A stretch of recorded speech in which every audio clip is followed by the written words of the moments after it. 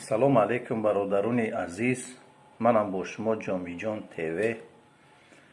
субҳ бахайр бошад ва ин субҳи истироҳатиро барои ҳамаи шумо пурборӣ ва пеш аз ҳама барои шумо саломатӣ хоҳонам. ва дар навори имрӯзаи мо суҳбати мо бо яке аз беҳтарин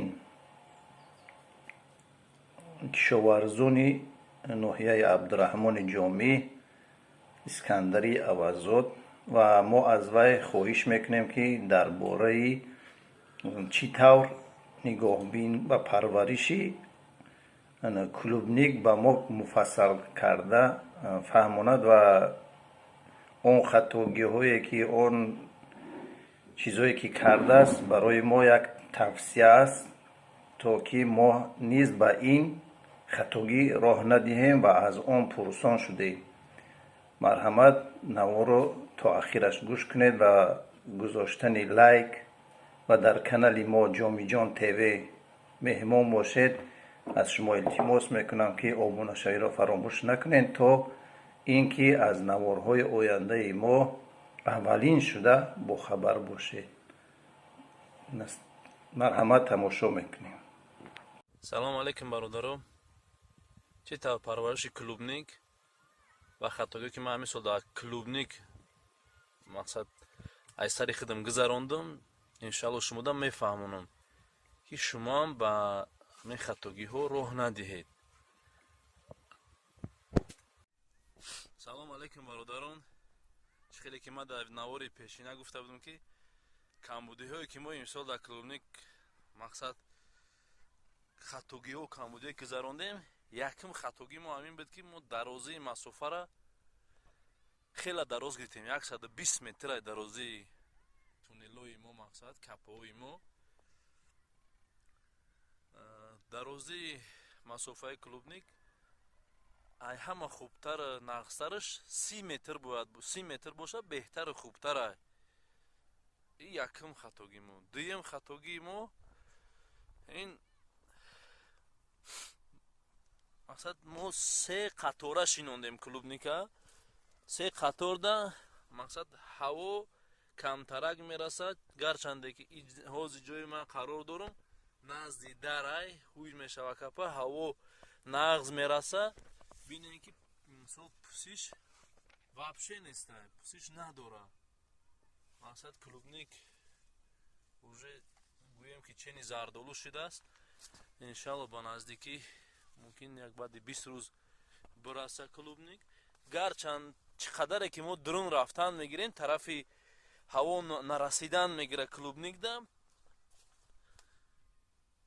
ҳамунҷа уже мисол пусиши ҳамун гулои клубник сар мешава.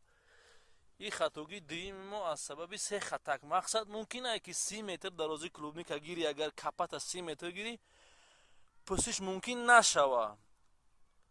хубтараш ду хатаке, чӣ хеле ки мо капелни система кардагием, мақсад қатрагӣ мегӯем ба забони тоҷикии худмон. қатрагиай беҳтару хубтараш ҳаминай.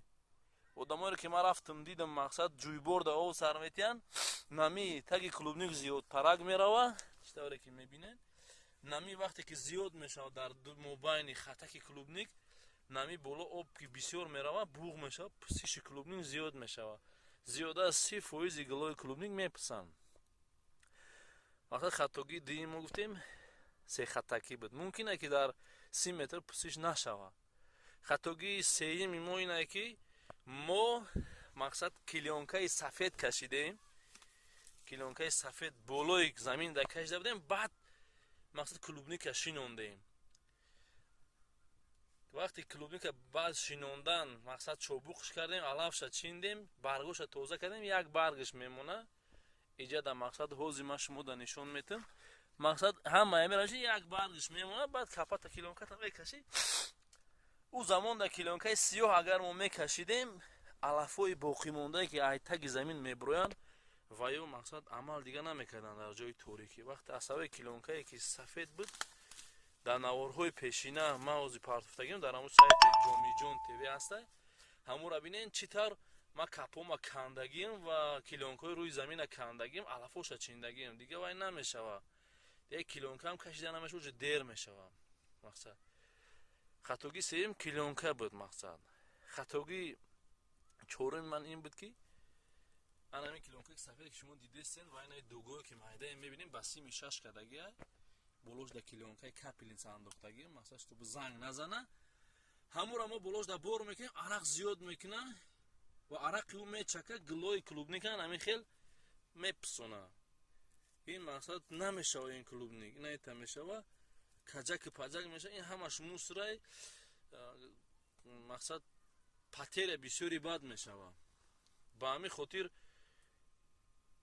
ҳамин камбудиҳоро озима шумо да фаҳмондум иншаалло мақсад кадоме ки именно дар колхози Москва клубник каданяи ояндаода ҳамаи хатогие ки дар клубник аст махидам гузарондагим шумо да фаҳмондум ва чизе ки намефаҳмам мақсад биёям моро пурса иншаалло аз барои худо гап мезанем мефаҳмонимаш ва ояндаода мо иншаалло клубник ки мо сорти фестивалай мақсад ниҳол гирифтанием кучат тайёр карданем ва кадоме ки мехоҳад клубник кардан ай метона ки мо да мисол кучат заказ кунам мо тайёр карда мефурӯшем ба ҳамин хотир бародаро деҳқонӣ меҳнати ҳалолай иншаалло ҳар як одам метавона хонаи худаш да бикуна мақсад ҳамин корора дар хона ҳамон ки мисол зиёдаи 10 ҷои корами сотиқмон мақсад сотиқе ки мо картошкаву мисол вай мекорем зиёдаи 4-5 сотиқа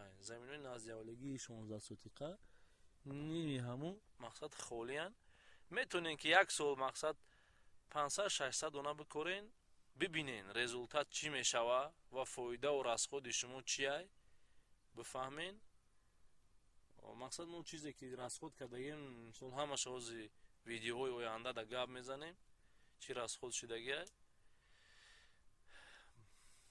баъд фоидамон иншаалло чӣ мешава дар охири сол фоидамона мебирорем ҳамаи шуморо мефаҳмем то охири сола иншаалло ва бародари мо мисол ҷомиҷон тв хос ки мисол мо гап занем ки мақсад дар канали подписатсия кунем иншаалло ҷомиҷон тв аиҷаиста дига видеоҳое ки мисол гӯем ки фоида надоранд аси мисол мусиқиҳо ҳастанд ҳофизиҳо ҳастанд дига онҳоро намепартояд фақат деҳқониҳое ки дар колхози Москва ҳамин сол кор мекунанд мегузаронанд ки чӣ кор мекунад ки чӣ расход мекунад ҳамонҳоро мо ҳамаша навор карда дар сайти дар страницаи ҷомиҷон тв иншаалло пешкаши шумо мекунем асобина бачаҳои дар Россия ҳастанд ҷомиҷон твро мақсад поддержка кунен шояд каналаш иншаалло канали баобрӯ шавад